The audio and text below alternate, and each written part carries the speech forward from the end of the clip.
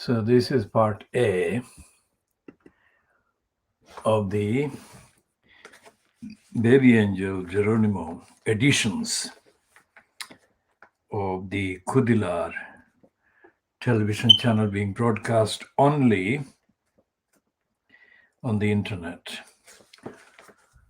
from East London in the UK within quotation marks, UK within quotation marks.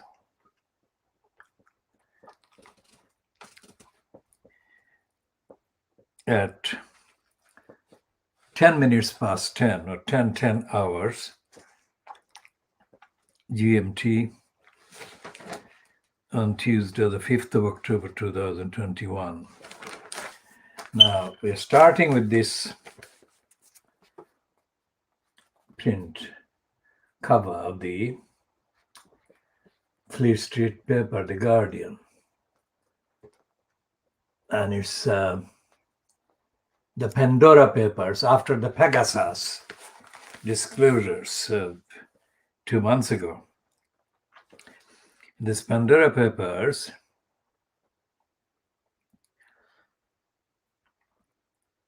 Tories under pressure to return donations. Now that is stupid.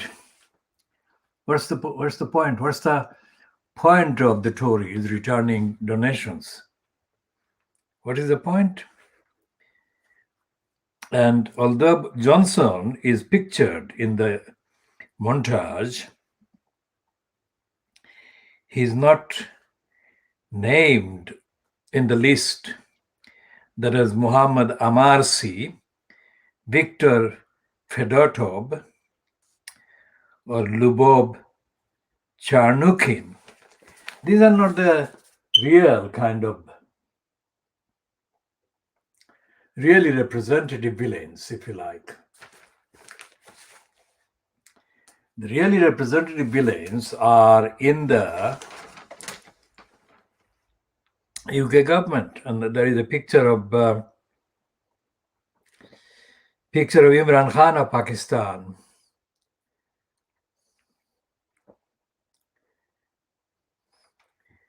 who calling for change because Imran Khan is not listed as a recipient, but as one of the kind of opponents of corruption in that particular depiction. And on pages 4 and 5, there are, well, The Guardian has got page 1, page 2, page 3, page 4, page 5, page 6, page 7.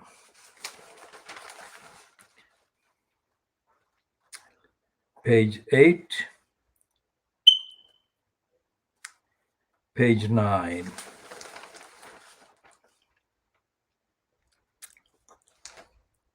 So there are 9 pages of The Guardian. So I have not read the 9 pages, the contents, the copy. But I can say, even without reading that particular copy, collected copy, collectively referred to as the copy instead of copies on the pages 9. No, the 9 pages of The Guardian. I can say contextually on the evidence that I have seen, and I do see elsewhere, that this is collectively and severally, that is, on individual cases and collectively, this is still the tip of the iceberg. Tip of the iceberg. And I'll say how I say this is tip of the iceberg. Because this shows widespread, open, brazen corruption involving billions of pounds. And although The Guardian says that day 2 of the political fallout scandals hit Tory conference, The Guardian is not telling the whole truth, because the starting from the latest disclosures about access to the British monarchy by crooks and donors, and covering the period of David Sleazeback Cameron, whose corruption and criminality have only been reluctantly admitted following a series of reports that he has been involved in looting and robbing the UK economy or the UK government after formally ceasing to be a member of the government. And it goes back to all other aspects and activities of the UK government, including, of course, the behavior of the so-called couple, Tony Blair and his wife Sherry Booth. So the evidence is there, out there. Evidence is out there and has been there of the UK state, the UK government machine, UK government offices being abused, misused, and used as cover by organized criminals, including the criminals who at the time are incumbent in the positions of prime minister, cabinet minister, etc., etc. And of course, in the case of the Conservatives who received the bulk of the bribe from private sector criminals. So the government, the UK government is not acceptable on the evidence as remotely being honest, let alone remotely being engaged in serving the services, delivering the services that it exists to deliver.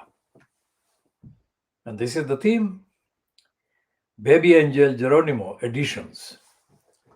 Everything that depraved DEFRA has said, everything that depraved DEFRA has been saying, and everything that the congenital liar Boris Johnson has been saying, condoning against the world's most healthy baby, a baby angel Geronimo. Everything has been and is a lie. It's untruthful, untrue, and intended to suppress the truth, deny the truth, and deny justice that baby angel Geronimo is entitled to. So it includes members of parliament, members of the so-called cabinet, fronted by the congenital liar Boris Johnson. And it includes the propaganda operators and operatives, including those criminals operating as Fleet Street journalists. Now, in the tweets that we have posted so far, before starting around 4 hours ago, the Khoodeelaar campaign tweets stated, we meaning the Khoodeelaar campaign, operate lawfully, legally, honestly, at all times. We also assume that all our online actions are accessed by hackers. Get this, all the criminals accessing our online actions that is addressed to the criminals get this meaning. Take a note of this, that we know what you are doing. But we have nothing, absolutely nothing in anything that we publish. Any campaign that we do, there is nothing that can be compromised, neutralized. Why? Because the standard of morality, standard of ethics and accountability, and the standard of transparency that we apply at all times, these standards are high. These standards are high and higher than anything that crooks and criminals, including the criminal, congenital liar Boris Johnson, is ever, and I repeat, ever likely to reach, let alone match, let alone supersede, because they are in the opposite direction to us. We are higher and they're going lower. And this includes all the criminals, also known as the billionaires. All the criminals, also known as the billionaire shareholders and owners of all the online operations. Facebook, Google, Microsoft, all of these we consider are owned and controlled by criminals. And we use some of these platforms. With the difference, nothing we have published and posted or asserted ever since we began using these platforms, nothing can be compromised, ethically, morally, evidentially. Now, this is not a minor claim, it is a major claim. Campaigning against crooks and criminals who actually physically control the platforms that we also use is not done lightly. And as the last 24 hours evidence, objective evidence, has confirmed, the various outages within the Facebook and allied organizations only proves the fragility of these big business operatives and owners. Because the panic, the whole outage in the last 24 hours was caused by a deliberate series of actions by Facebook in order to do what? In order to deny what they knew were the revelations by the whistleblower.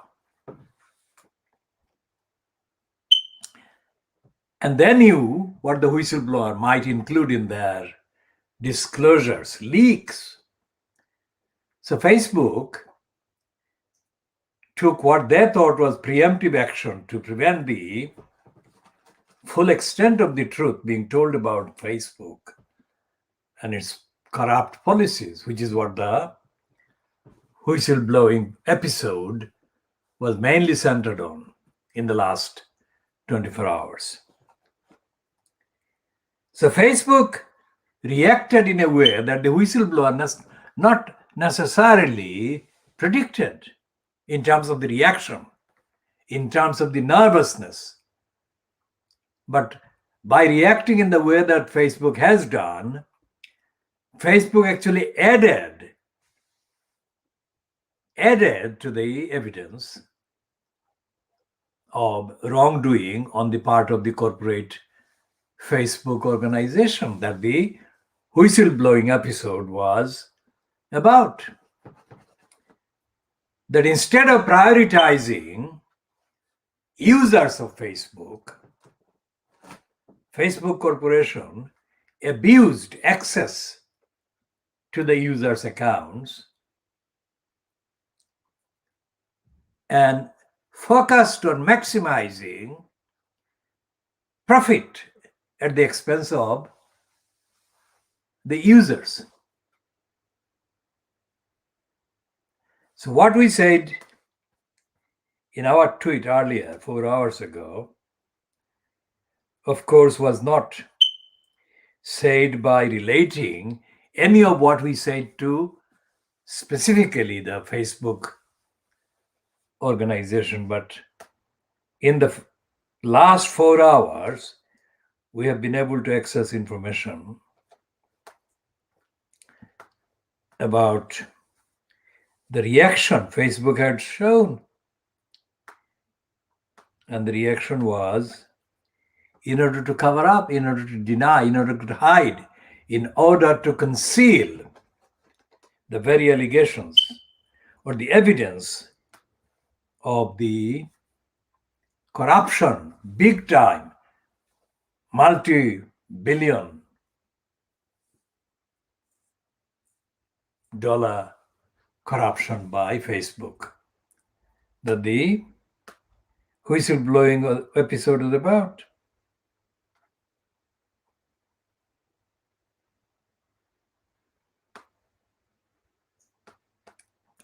So what we said in the last 4 hours was not said in that knowledge, but it has been vindicated.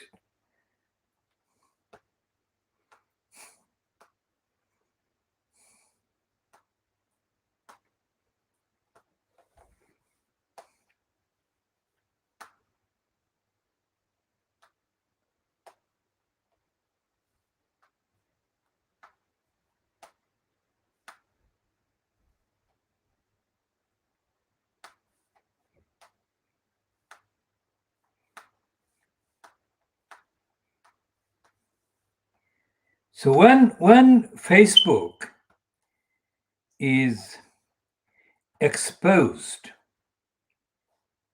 Facebook is exposed as in being involved in hiding, big time, hiding corruption and abuse of the users' accounts.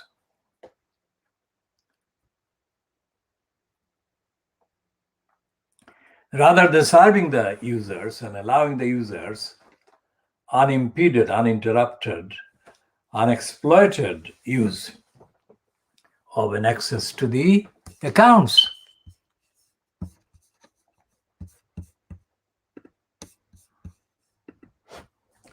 So what we have said about the criminals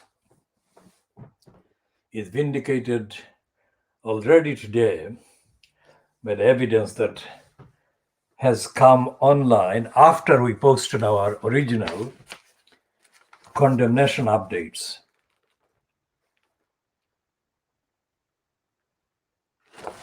And there is therefore conclusive, definitive proof that the platforms like Facebook and Google and others in the same kind of categories of allowing, if you like, people to use their platforms for personal and other uses, but those users being undermined and abused and misused by Facebook and Google and others to promote, prioritize, that is the term, profit for the companies. And prioritizing profit necessarily includes interfering with, lying about the accounts on these platforms. And one factor that is most certainly not included in the operations of Facebook and Google is the concept of upholding universally understood values and concepts of accountability, of transparency, of democracy, of tolerance, of respect, of compassion. There is no promotion of compassion by Facebook. For example, there are three places, three regions of the world which have been affected by Facebook's malevolent, corrupt, and criminal agenda. One is the United States itself and the whole set of allegations that still remain outstanding against Facebook about allowing lies to be posted and promoted about the American, within quotes, democracy. And the interference in the various countries in Africa. And of course, in the abuse called Cambridge Analytica. The abuse called Cambridge Analytica remains still unaccounted for. But all of these have been connected with, linked to Facebook. Anyone watching the kind of formally published proceedings of the American kind of elected Congress, Senate, etc., will notice that this Mark Zuckerberg uses a very offensive, toxic, poisonous way of addressing people during the proceedings. For example, congresswoman, congressman, or congressperson, as if he, in comparison as a person, not as an intellectual, because he is an operative and he is an operator. He's an operator. He's not an intellectual giant or moral authority. But the way he uses that term, congresswoman, I mean, he appears to think that he is on a higher level, which he is not. Like he is saying to the congresswoman, particularly AOC, the New York congresswoman, Democratic congresswoman, that he is surprised by their lack of knowledge and lack of depth, which is the opposite of the truth. He is the one who is dodging the questions repeatedly.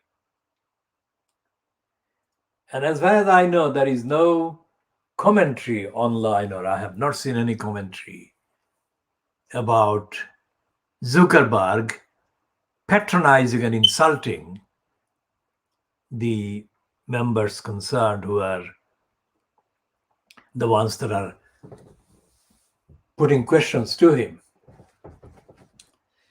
And there is online and accessible kind of observations about Zuckerberg being allowed too much excuses and evasions by the Congress people generally, not AOC, but by the majority of the Congress so far, majority of the Senate so far.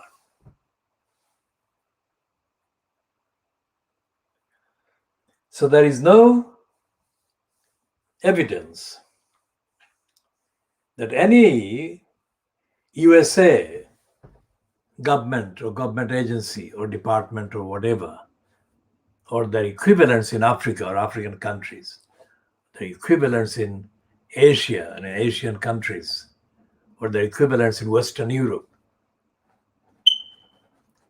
has been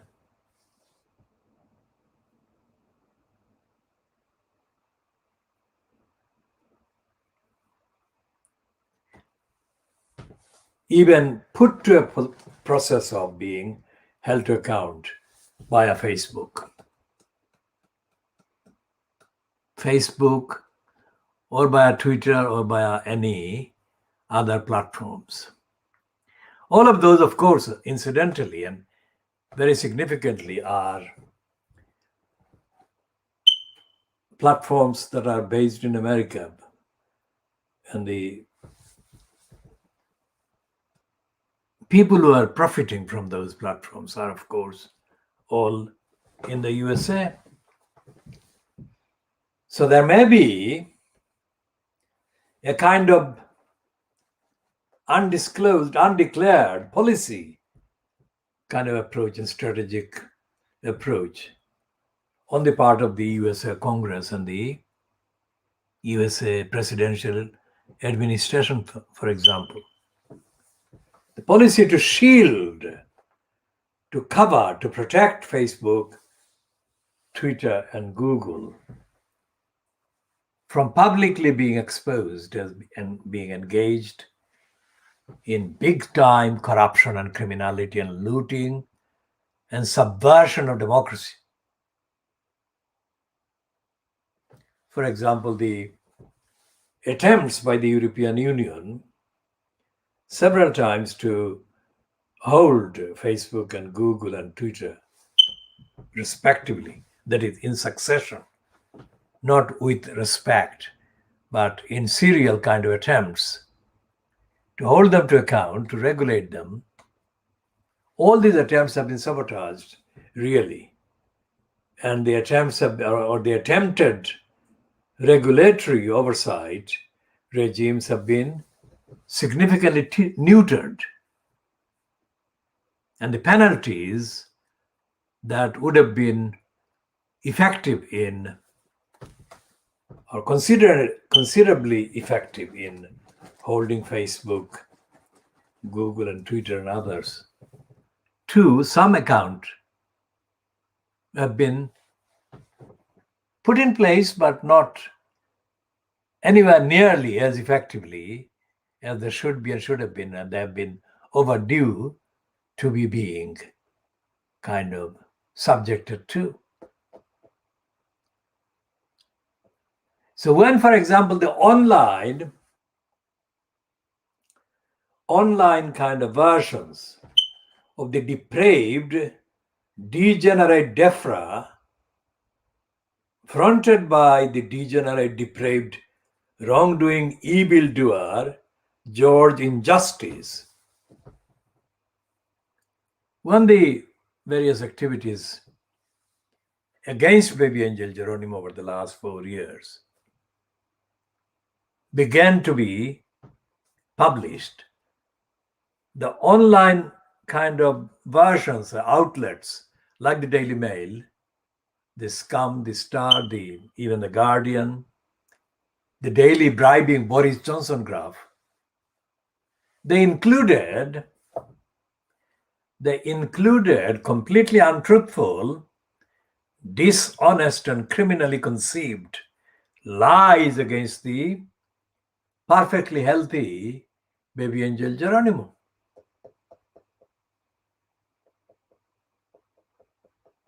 Now that is a kind of extension.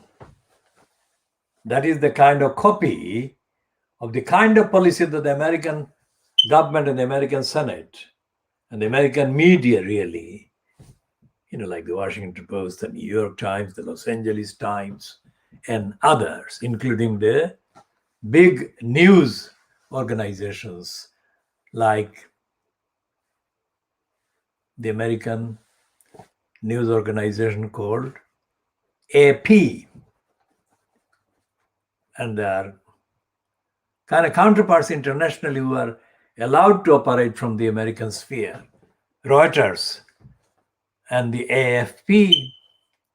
All of them have been playing collusive, complicit roles to accommodate and to allow the evasions of duties, evasions of moral, constitutional democratic responsibilities to the public by Facebook, by Google, by Twitter, and others. So here, the Daily Mail and the Daily Dirty Digger owned and controlled the sun.co.uk and the Star and others, they have been bending forward backwards to allow the liars at DEFRA, depraved DEFRA, and the congenital liar, Boris Johnson, the say, that got on the record and stays on the record as lying against the most innocent baby angel Geronimo. And as I have been saying, we are the organization, we are the campaign that have been telling this truth. Nobody else is doing it. Anyone who doesn't agree with what I have just said and what we have been saying all the time, that we are the world exclusive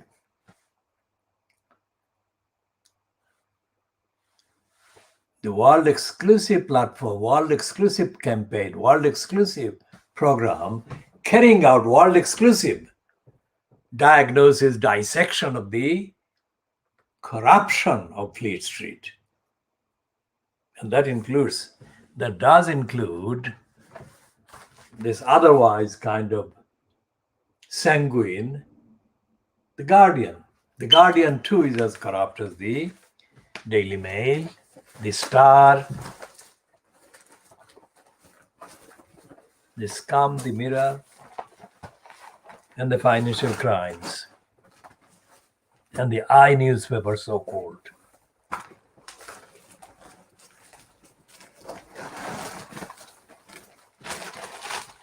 And they daily suppress the truth, the legacy of the poisonous, toxic, poisonous liar,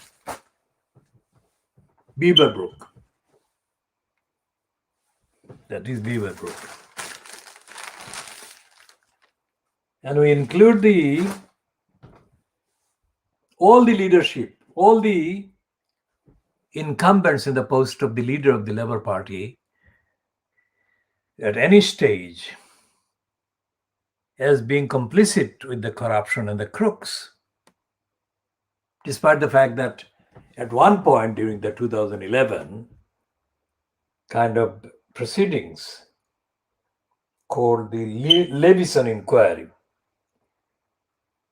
Gordon Brown issued a series of stunts denying that he had any connection with the Dirty Digger Rupert Murdoch. The evidence is that Gordon Brown was connected with the Murdoch as well.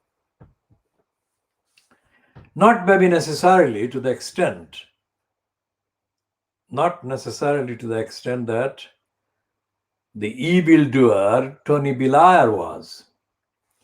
Remember, the Tony Blair, later than after the Levison inquiry ended, I think, was exposed as having had several trysts, sexual encounters with the woman called Wendy Dang, who was, of course, officially married to the Dirty Digger Murdoch at the time. And once the revelations hit the newsstand, if you like, Wendy Dang was divorced by Dirty Digger Murdoch very quickly indeed. Wendy Dang is the woman that physically assaulted one protester during the Levison inquiry. She actually physically pulled him down on the ground just before the man was about to physically hit Dirty Digger Murdoch, was sitting right in front of Wendy Dang.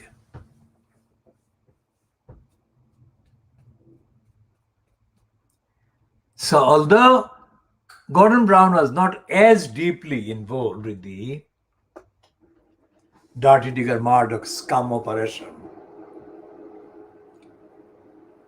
Gordon Brown lied when he denied that he had anything to do with it, because the overwhelming volume of evidence that was presented to the public in the form of the evidence before the Levison inquiry, the overwhelming bulk and the kind of weight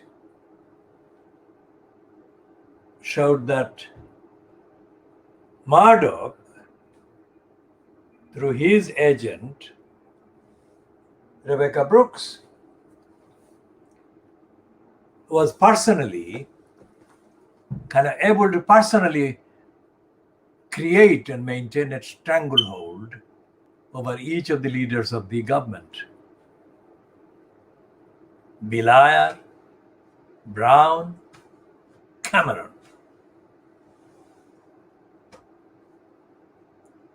So what that showed is that none of the criminality conceived against baby angel Geronimo by the depraved DEFRA would be published. And they have not been published in the last 4 years, during which the depraved DEFRA has been confecting dozens and dozens of absolute pretexts and lies and untruths against the perfectly healthy baby angel Geronimo. Now, the lies against baby angel Geronimo are lies against the universal concept of justice. Because if they could conceive of, if they could dare, if they could imagine that they could lie against an innocent entity, then it follows that they could lie against any other entity, innocent entity. That includes not only all the population in the demography in Little England, but in the whole of the UK and beyond. So it affects justice, which is not confined to one unjustly target like the baby angel Geronimo. But it affects the rights, the entitlements, and the claim to universal justice by anybody, any innocent person or party. That is why it's so important. It's important even if the assessment is limited to the rights and entitlements of baby angel Geronimo, the most innocent being on the planet Earth, in the context of these diagnoses. But it also extends to every other innocent person, party, or thing. Let's take the kind of narration to the one case of a human child who was being allegedly treated by the Royal London Hospital in Whitechapel. And the parents were residents of Newham in East London. Now, what the so-called experts, the specialists and the doctors said about the child, it was a child suffering from very serious complications, etc. They said, the experts so-called said that the child should be murdered. Of course, they didn't use the term murder, but that's what they were meaning by the disguised expressions. Luckily for the child, both of our parents were able to see that the experts were wrong. They were absolutely murderously wrong about their child. who both the parents defended very successfully. But that defense didn't take place as a one-off encounter or meeting. It involved the entire life of these two parents. They have to give up everything in order to take on these murderous Royal London Hospital in Whitechapel experts. And that include, of course, that did include taking the case to the relevant courts that were available in London. And the courts, after a series of court and legal kind of confrontations and challenges, the court did agree to allow the parents to take the child out of the UK entirely.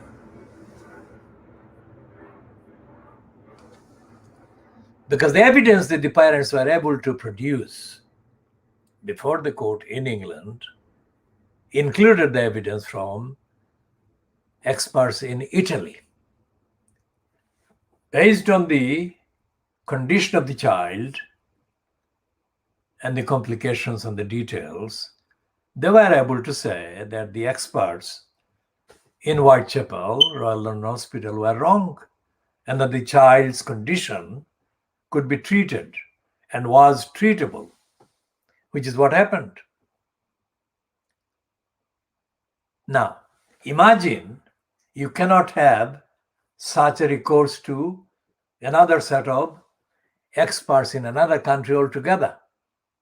What happens? That a life can be really destroyed by the lies of the UK experts.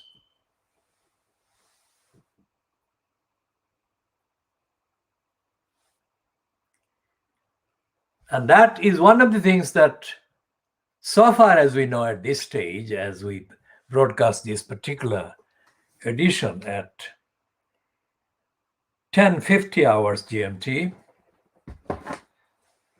a similar kind of approach could have been made by seeking experts' opinion on the state of the exchanges between baby angel Geronimo, let's say, with his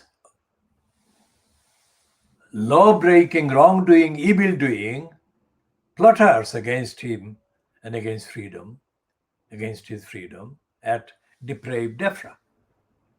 So this is something that should be, we believe and we assert, should be tested and tried.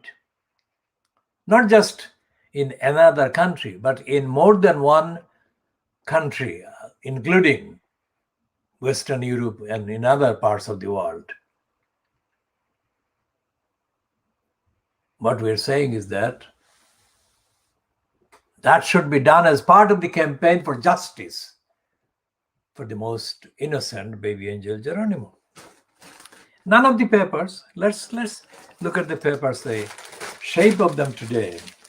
This is the Beaverbrook legacy, the Canadian criminal called Beaverbrook, who played the role of peddling for Winston Churchill, who rewarded him with a cabinet position, but the Daily Express lied for Churchill, lied for the agenda, the narrative of Churchill. And this is the financial crimes, we call it financial crimes, and I'll come to recap on that in a minute. This is edited by a woman born as a Muslim in the Lebanon called Rola Khalaf. Rola Khalaf does not respect the evidence, the experience of the people of the Lebanon in the way that the financial crimes is, quote, edited. She calls it, the financial crimes, the capitalist Bible. And this is what capitalism does. This is a confession on the front page of The Guardian, and it is not the first day. As they said, this is the second day of the Pandora Papers revelation. This is the tip of the iceberg. That is to say, that trillions and trillions and trillions of pounds and dollars are hidden by gangs of criminals. And gangs of criminals are current incumbents in posts as heads of state or heads of governments in Africa, in Western Europe, in Russia, and elsewhere. Now imagine the amount of money that they are stealing and hiding in the context of the services that they are robbing, denying the people in the particular demographies of, for example, the entirety of the row, so-called raising of the taxes row, engulfing the so-called conservatives. That kind of row, that kind of raising of the taxes, which actually has been aimed at penalizing the poorest in the many in the country, in the UK.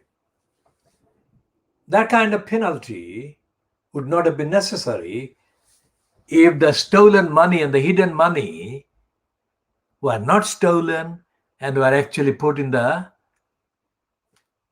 disposal, at the disposal of the quote public, that is the treasury, the government, to share with the people in need. That's the importance. That's the importance of emphasizing the duty the Fleet Street has, the media has, to tell the truth, to investigate. Now, this Pandora paper wasn't an investigation that was initiated by The Guardian, nor was the previous investigations about offshore concealment of funding.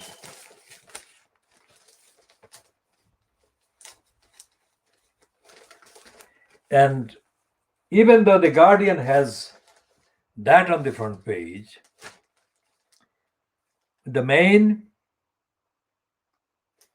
item on the Daily Star is about the climate change protesters. Now, there are two aspects of that particular story. The protesters, one of the protesters has been quoted both by the Scum and the Mail and the Daily Star and others who are condemning them over the blockades that the so-called protesters created at the Blackwall Tunnel in Poplar in the east end of London, in Tower Hamlets, and in Wandsworth and another part of the capital. Now, first of all, the way that these people have been quoted, I'm not saying that is exactly what they have said, but that is how they've been quoted, paints them as not only not genuinely campaigning against genuine climate change events, but that they are being painted as, in our view, as also provocateurs. That is to say, they are agents of the government, agents of big business that have been deployed in order to discredit genuine protests. How do they discredit? Because they are being quoted as saying that they, the protesters, don't care about highly, seriously ill patients being transported through the tunnel, let's say, or the motorway or whatever, to the places, hospital or other places for care. They said that they will They will block 999 kind of call responders, and they will allow patients to die. Now that is completely perverse. How can that be at any level acceptable? And so they are discrediting the campaign or the cause. And that is why they are also provocateurs. They are acting for the big business and not for the cause.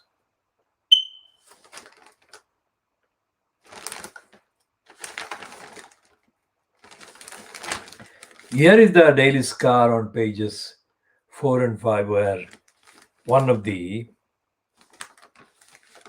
alleged leaders of the campaign, a man called Roger Hallam, has been photographed and is being quoted in big letters saying, "I would block ambulance and dying patient." How dare he? I mean, it defies all common sense, this criminal. And that's the lowest of the law. And there is no way that the cause of campaigning, genuinely campaigning for climate change difference, is anything to do with this organized criminals or the provocateur.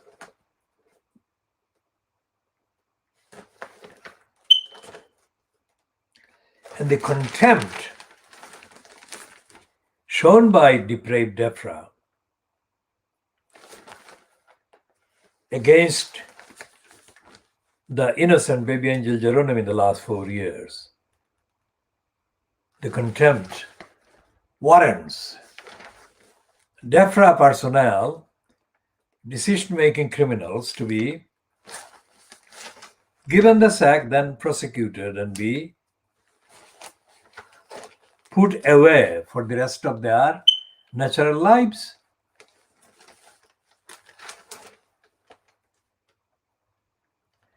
In order to achieve that kind of token display of justice for the targets of the depraved DEFRA lies and lying, campaigns need to be organized.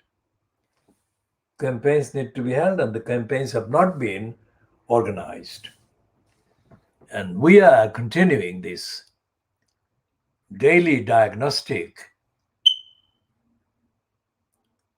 delivery of evidence in order to aid and support the actual organizing of the campaign for justice for baby angel Geronimo.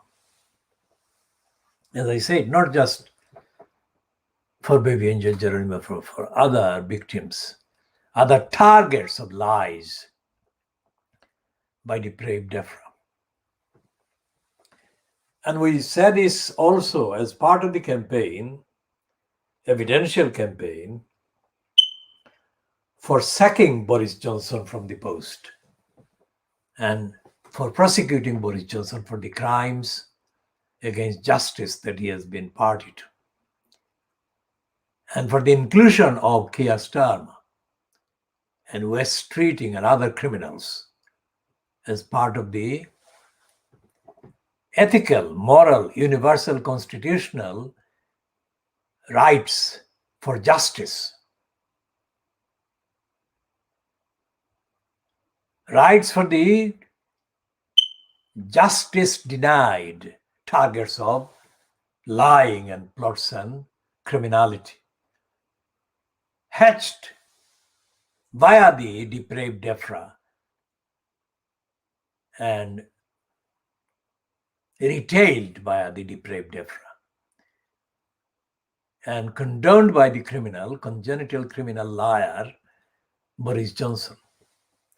I mean, the ex-French ambassador, Sylvie Berman, who used the phrase congenital liar against Boris Johnson, about Boris Johnson. Of course, she remains diplomatic in her expressions based on the evidence of the congenital liar Boris Johnson's behavior.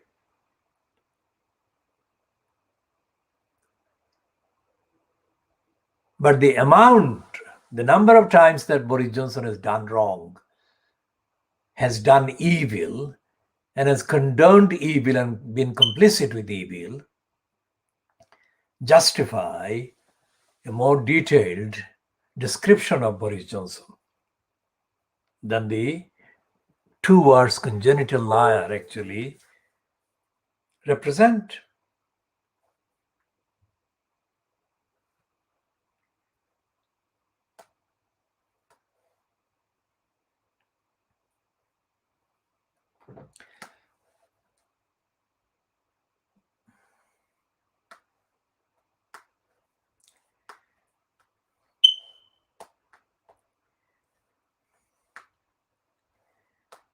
When I covered, if you like, as a journalist, the various events that were addressed by Tony Benn,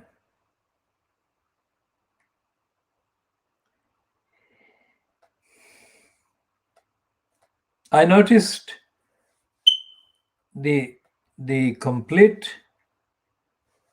pathetic, pretentious persona that Tony Benn put on. And I'm saying this at this time, and I'm inviting anyone watching this to communicate in a direct message if they disagree with what I'm saying on the facts, only on the facts. I noticed that the image of Tony Benn that had been kind of built up over the previous years was complete lie, because the guy was absolutely shamelessly operating on the assumption that any of the audience, either directly, personally in front of him, or any audience members that were likely to see him or watch him on a video, were able to see through his lying. For example, this lie I'm going to kind of diagnose and dissect right here. Tony Benn never met M.K. Gandhi while Gandhi was in his prime. Even if he met him, he must have seen him at the most. So, when Gandhi was apparently asked a question, what he thought of Western civilization or British civilization or something like that, Gandhi reportedly answered that it would be a good idea, meaning that there was no such thing as Western civilization or British civilization. So, long time after Gandhi had been murdered, more than 60 years after Gandhi was assassinated, Tony Benn, a British politico, invoked Gandhi about that and invented a whole series of words that were intentionally scripted by Benn himself, so that he, Benn, could come across as having been somebody who knew M.K. Gandhi personally, and he knew M.K. Gandhi's philosophy personally. That is not true, because at no stage did Tony Benn condemn empire, really. At no stage did he condemn the imperialists of the Labour Party, the imperialists of the other parties, and at no time, at no point, on no occasion did Tony Benn recognize the intellectual equals or intellectual superiors to himself that came from the subcontinent of India, Pakistan, Bangladesh, whatever. Tony Benn operated as a racist imperialist, just like Pol Pot did.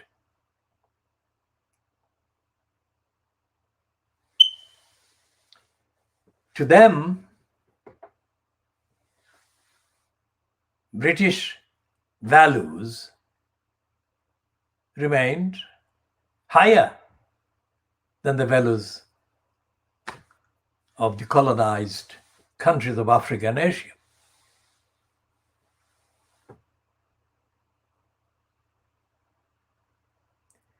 And throughout his career as a, quote, socialist leader, socialist activist, socialist campaigner, Tony Benn benefited from the multi-million family fortune that he inherited. And he didn't condemn. He didn't condemn that type of inheritance. And Benn didn't condemn capitalism. And Benn didn't disown capitalism.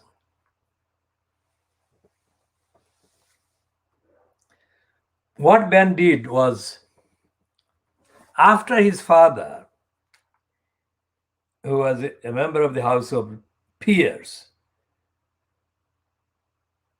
called Viscount Stansgate, after his father passed away, Tony Benn found that if he remained a hereditary peer, inheriting his father's peerage, if he remained a member of the House of Peers, then he would not be able to promote his career as a leader of the Labour Party, for which he had to be a member of Parliament. And while he was a member of the Peers, he couldn't at the same time be a member of Parliament. So what did Tony Benn do? Tony Benn came up with the crafty idea that he would make a speech or series of speeches condemning the peerage. And so he applied to be stripped of the peerage so that he could become a candidate for election as a member of Parliament. So Tony Benn confected a series of untruths, myths about him, his politics. And eventually he succeeded in getting out of the peerage and became a member of Parliament and became elected. And he continued to get elected for several elections. What none of the people, his so-called followers, the fan club, just like the Corbynites now, and I'll come to the Corbynites in a minute, what none of the fan club of Tony Benn pointed out or admitted or noticed or shared their knowledge of noticing is the fact that Tony Benn didn't end his link to the House of Peers. Because currently, as I speak now, on 5th of October 2021, his elder son, Stephen, is the current Viscount in the House of Peers, the Viscount that his father's father had been and his father had been. This happened after Tony Benn himself died, and his death revived the existence of the Viscount Stansgate. What am I saying? I'm saying that the most self-promoting socialist in the Labour Party during the 20th century, Tony Benn, is exposed as a phony. So phony Benn, I call him.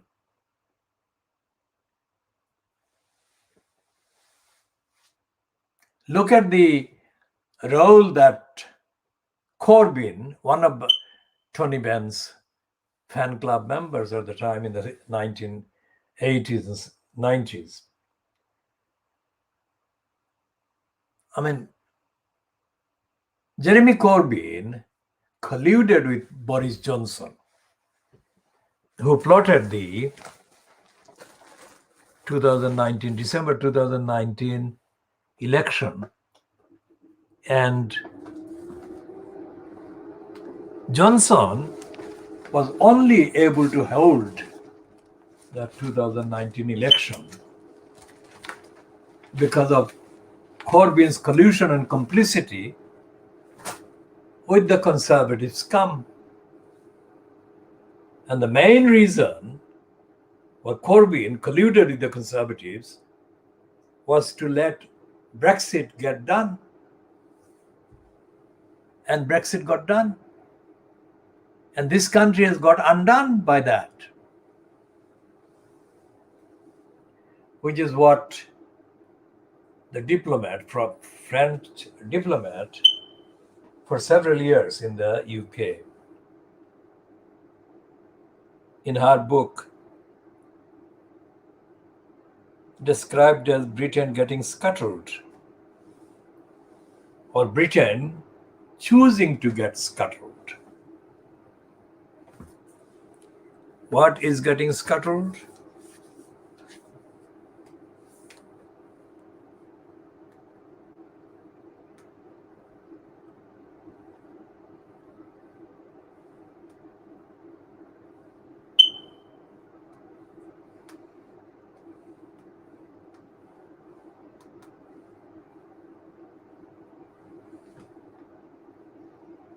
Now, Sylvie Agnes Berman,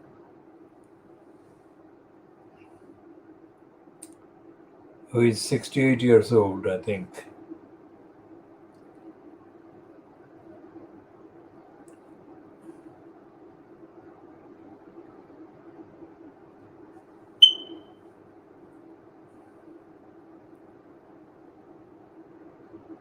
and she lives in Kensington.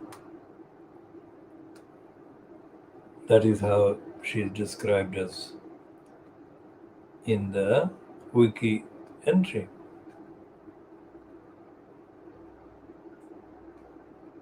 And she is an experienced French diplomat. So the wiki doesn't really deal with the congenital liar.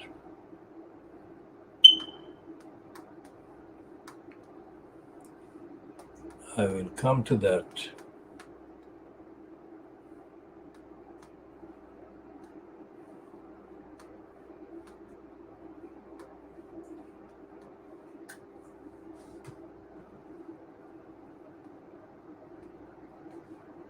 Okay, so the interview that she gave to the Times, Saturday interview, published online on the 27th of February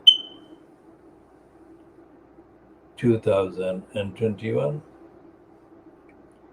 and it's written by somebody called Charles Bremner. who writes in the edited form that the item appears online. It's not every day that the ambassador of one of Britain's closest allies calls the Prime Minister a congenital liar. Sylvie Berman, who was until 2017 France's envoy at the court of St. James's.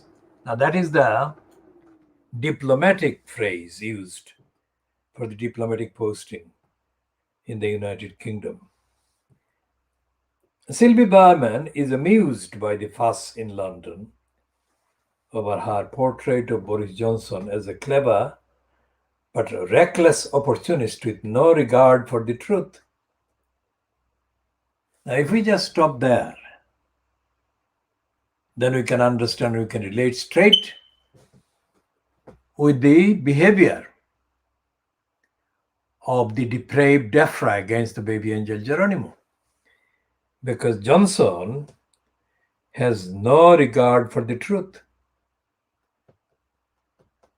That's what Johnson has done, has been doing in condoning the lies against Boris baby angel Geronimo, perpetrated and touted and issued via the depraved DEFRA against baby angel Geronimo.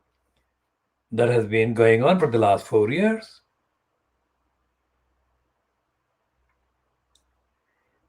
So Sylvie Berman wrote in her new book, Goodbye Britannia, that Boris Johnson tells lies to embellish reality. He lies as a game, but also as an instrument of power. Now he embellishes the truth, which is what he has done against the most innocent baby angel Geronimo.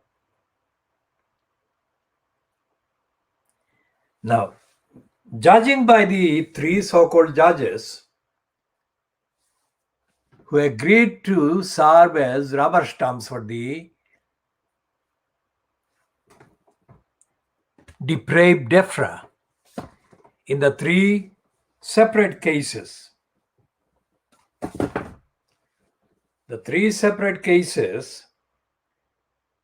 that were kind of formally presented or put before three separate judges, Murphy, Griffiths, and so far the latest one, Stacey. Murphy, Griffiths, and Stacey all behaved against the due process, against the rule of law, against the duties as so-called independent members of the judiciary. And all these three judges, so-called, abused their position, and they chose to misconduct themselves in order to put on the record the lies confected by a DEFRA, the depraved DEFRA, against the baby angel, the most innocent baby angel Geronimo, and put on the record those lies as the truth. And the trigger, the core trigger, the core kind of justification for those lies as being put on the record as the truth was the fact that the lies were uttered, put on the record by the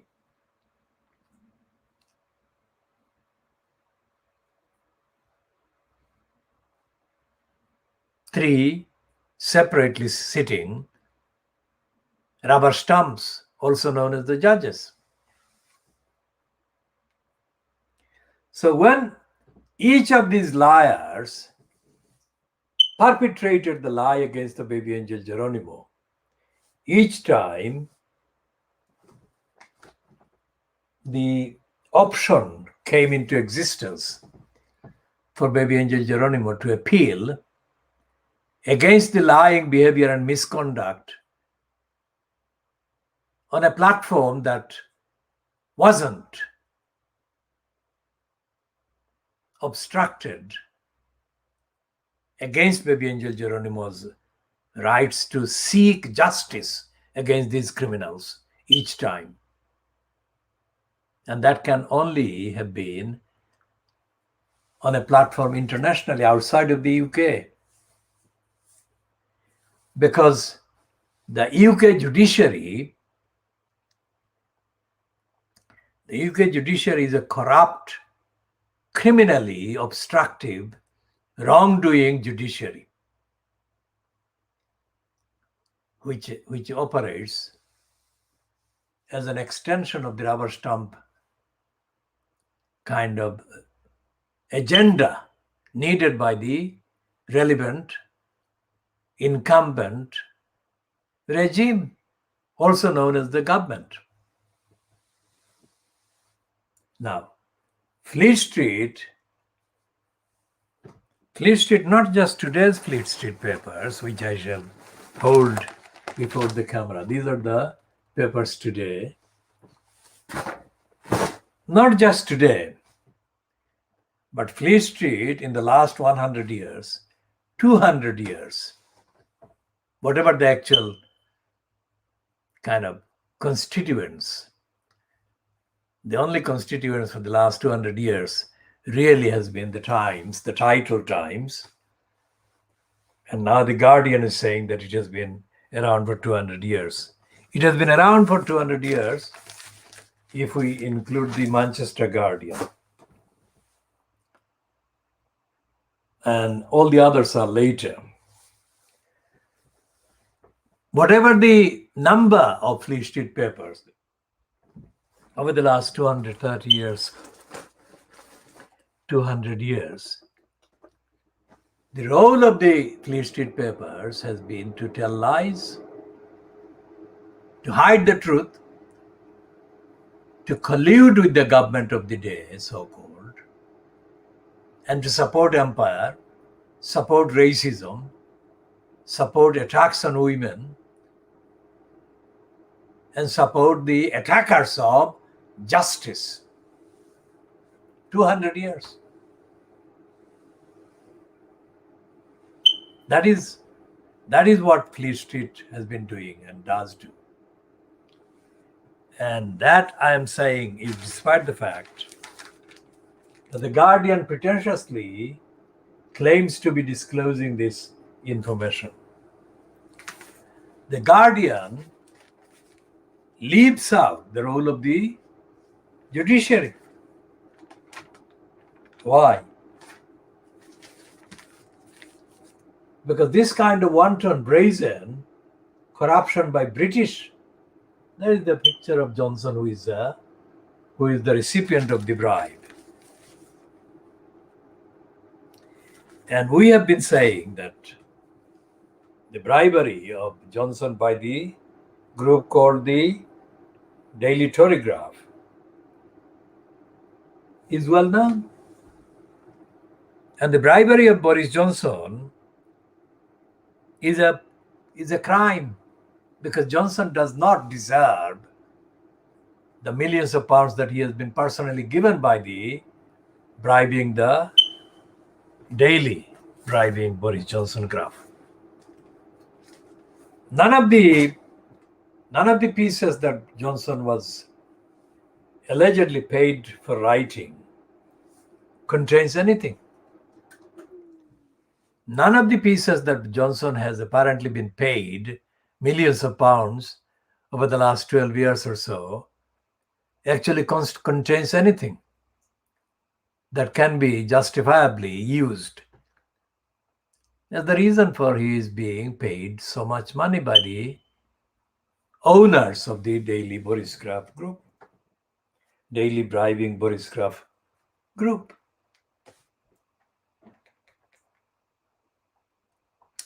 So there is no kind of call by the Guardian for Boris Johnson, a serial offender, a serial participant in serial offenses, to subvert democracy, to subvert public accountability. None of these things have been or has been done in the quiet. It has been done quite publicly. And the Guardian has not carried out an investigation demanding, let alone achieving, the holding of serial criminals to account and for stopping these serial criminals from being allowed to seek electorally achieved public office in power. Going back to Corbyn, who conspired with Boris Johnson as part of the Brexit agenda to hold that December 2019 general election in the UK, Corbyn knew that Brexit would be undone, that Brexit would be defeated despite the referendum if it was not pushed through the Commons or Parliament. And it could not be pushed through the Parliament without a strong majority, which is what has happened. Brexit has been put through, but Brexit has been done, but Brexit has undone Britain. Just like the depraved DEFRA has undone the targets of its lying, and the targets of depraved DEFRA lying do not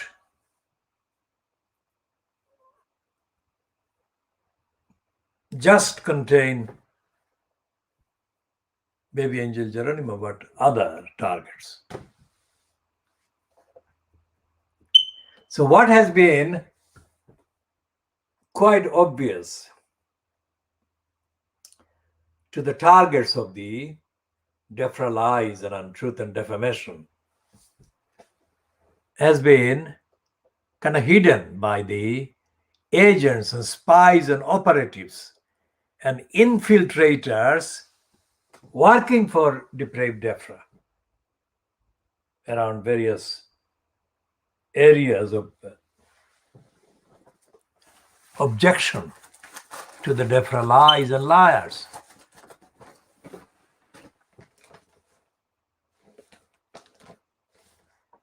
So we don't know at this stage, as we have said before in previous editions,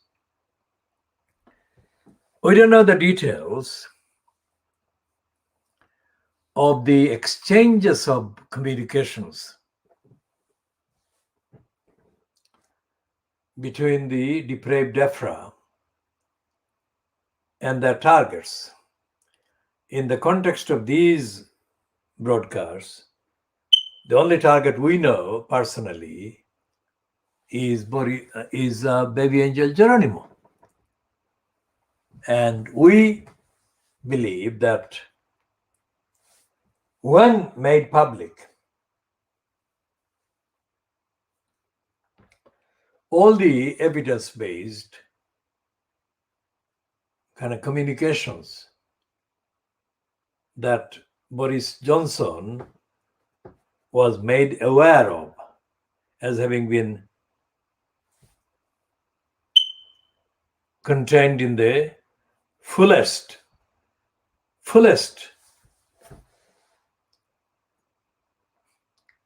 communications between baby angel Geronimo and the depraved DEFRA. All of those show, or will show when they're public, that DEFRA has been lying, has been lying at every stage.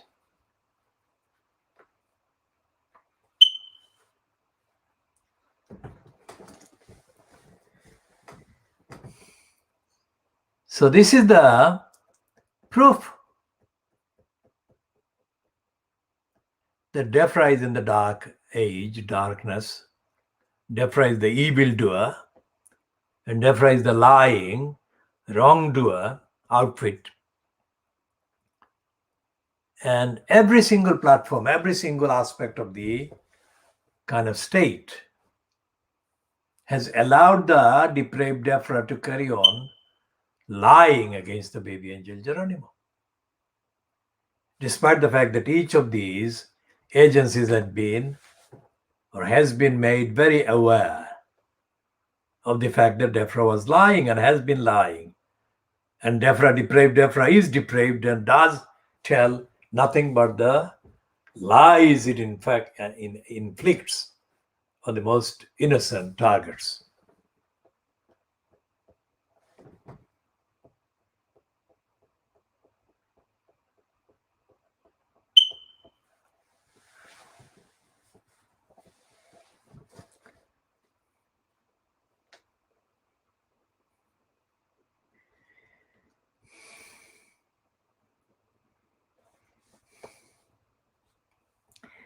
Now, this son of the Rifkind, the Scottish-born conservative scum who was a cabinet minister. Now, this Rifkind is given a column by the Times, Rupert Murdoch, because of the name. Most of the children of this scum are given platforms by the Fleet Street criminals. And Hugo Rifkind is one.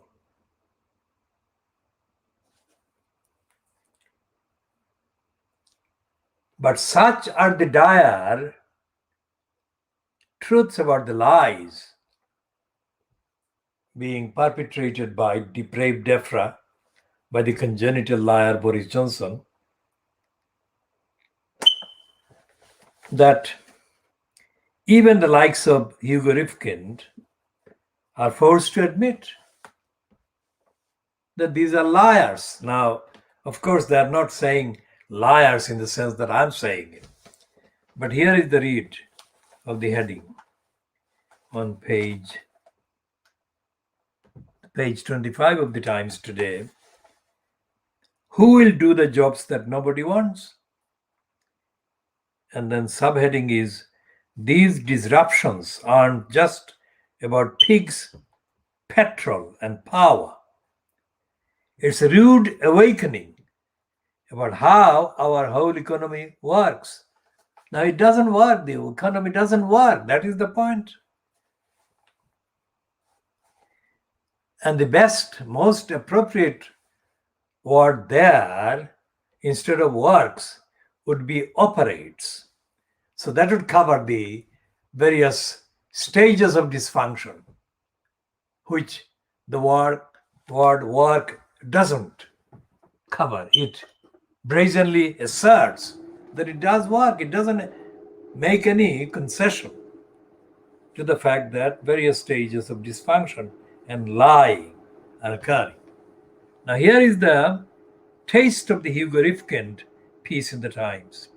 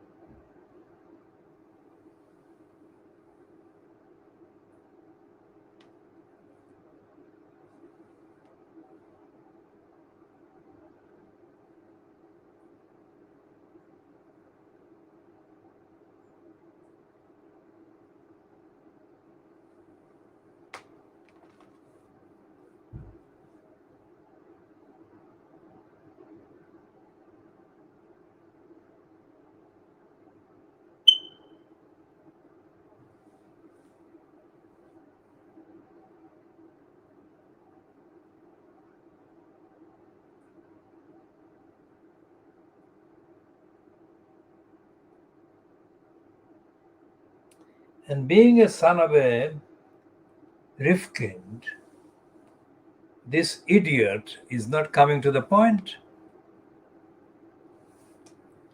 It is so disgustingly, unbearably unreadable that I'm not going to read it. And that is the point. Fleet Street is a street of lies. Although the headline is theirs, almost there, he doesn't actually condemn Johnson, he peddles Johnson. And thereby he keeps his career, as far as that is concerned. So Fleet Street is not auditing the behavior of the depraved DEFRA,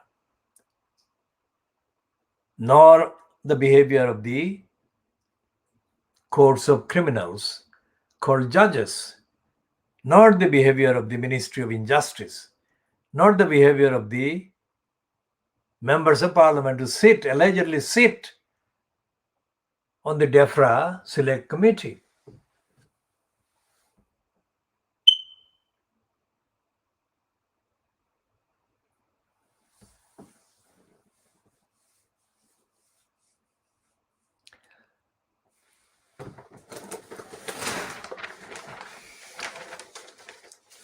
And the modern scum is this Times is stuffed full of criminal liars, collectively and individually, constituting scum that Angela Rayner have woken up to.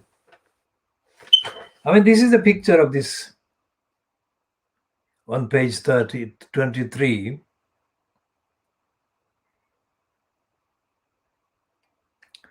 This is a picture in the piece headed "Localism is the Key to Leveling Up Britain," byline to William Hague.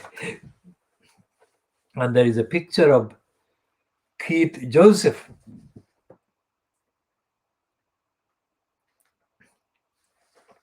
going with this piece. And the caption underneath the Keith Joseph photograph reads, "Sir Keith Joseph provided much of the ministerial heft for Thatcherism." Now, it's not just the ministerial heft for Thatcherism. He did a lot more. Even before he got into any position to assert any ministerial heft for Thatcherism, he was very active, Keith Joseph, on the kind of platform sidelining, shadowing the government that was fronted by Wilson. And he continued to do that when Wilson resigned in 1976, followed by the most corrupt, ignorant, stupid, racist leader of the Labour Party called James Callaghan. Well, I don't use the pronunciation Callahan, because I use the pronunciation as I find the spelling, which is Callaghan. In October, this is October 2001, so in October 1976, students held in Blackpool, and I was there.